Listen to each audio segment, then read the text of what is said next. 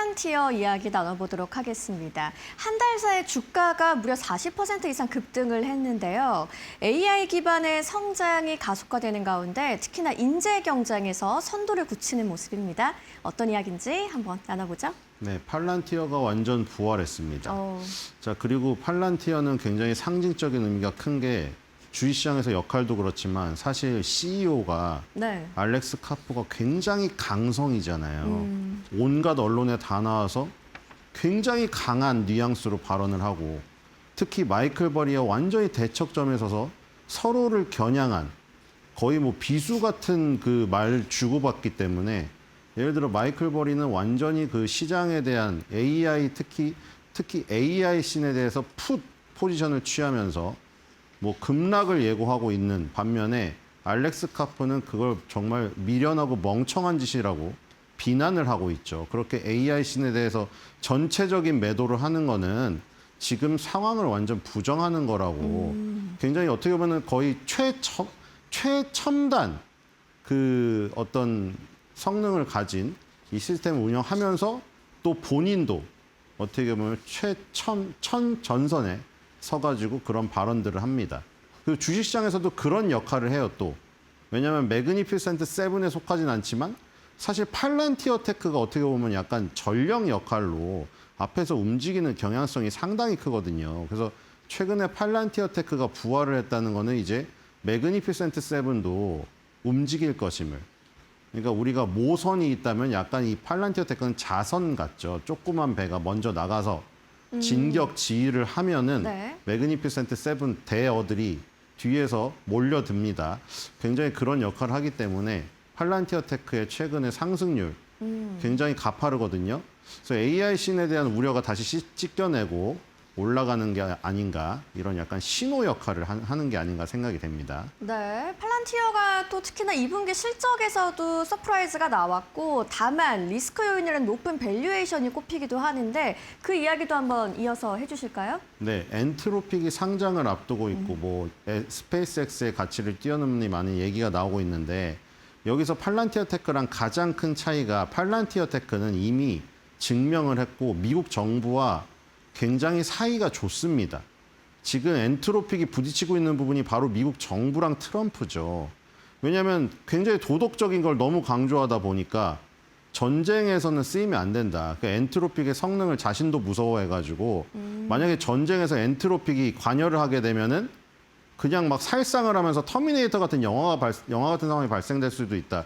이게 바로 다리오 CEO의 그 어떤 관점이거든요. 근데 이 트럼프는 그게 싫은 거죠. 너가 뭔데 우리 정부가 쓰면 쓰는 거지.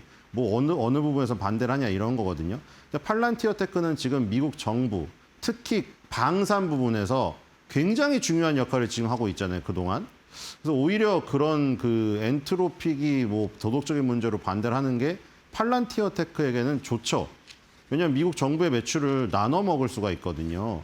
지금 보시면 미국 정부 매출 전년 대비 플러스 90% 나왔습니다. 매출이 93% 플러스 나왔는데 미국 상업 매출이 149%잖아요. 덩어리 자체는 미국 정부 매출이 아직도 크죠. 근데 이제 상업 분야로 넓혀가고 있는 거죠. 방산 부분에서 엄청난 성공을 거둔 다음에 네. 이제 상업 분야로 넓혀가고 있어서 상업 분야에서 성장률이 더 높게 나오고 있습니다. 근데 역시 캐시카우는 미국 정부와의 매출이죠. 자, 그리고 EPS가 전년 대비 무려 156%, 그리고 영업이익률은 62%가 나옵니다. 엄청나게 마진이 높아요. 100원 팔면 62원을 남겨먹고 있죠. 자, 그리고 잉여 현금 흐름도 굉장히 높습니다. 지금 매그니피센트 7들이 잉여 현금 흐름이 마이너스가 난다고 그 부분을 자꾸 지적을 받았던 거잖아요.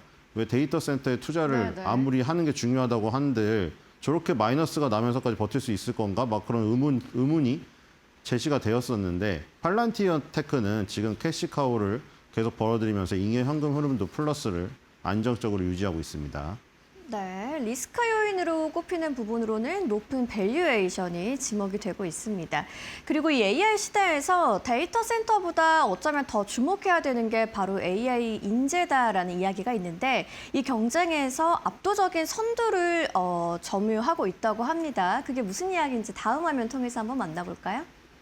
네, 지금 그 팔란티어는 FD 분야에서 그 저 선제적으로 뭐 요원을 의미합니다. 선제적인 요원. 아, 네. 초기 선도 기업으로서 압도적인 우위를 확보하고 있다. 그리고 이제 결국에는 팔란티어가 AI 씬을 주도하고 있지만 AI 씬에서 모든 것들이 인공지능 로봇으로만 이루어질 수 없고 결국에는 사람의 역할이 크다. 근데 우리는 훌륭한 인재가 있기 때문에 그런 부분에서 우위에 있다. 그런 얘기를 하고 있고요. 상위 FD 인재의 80%를 팔란티어가 훈련시키고 있다. 그렇기 때문에 AI 씬을 주도하는 인재들조차도 결국 우리 팔란티어 시스템 내에서 훈련된 인재라는 거 강조하고 있고요. 목표 주가는 223달러입니다. 그리고 계속 말했듯이 정부 사업 확대. 왜냐하면 국방부 부분에서 성장 때문에 지금 상업 민간 부분으로 확대가 되고 있는 것이라서 지금 계속해서 협력 관계는 유지될 것으로 보이고요.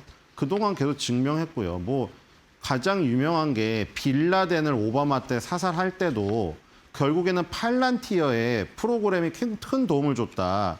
이런 것이 유명하게 얘기가 나오고 있지 않습니까? 네. 그런 부분에서 정보력에서 팔란티어가 큰 역할을 해왔기 때문에 믿을 수 있는 레퍼런스가 계속 쌓여 있는 거예요. 자, 그리고 AI 플랫폼 수요 폭발. 그래서 이제 상업 분야로 지금 늘어나고 있는 부분이고요. 아까 말했듯이 조정 영업이익률이 60%대가 나오기 때문에 뭐 지금 저 60% 70%대는 뭐 TSMC나 최근에 엔비디아나 SK 하이닉스에서 나오는 영업이익률이거든요.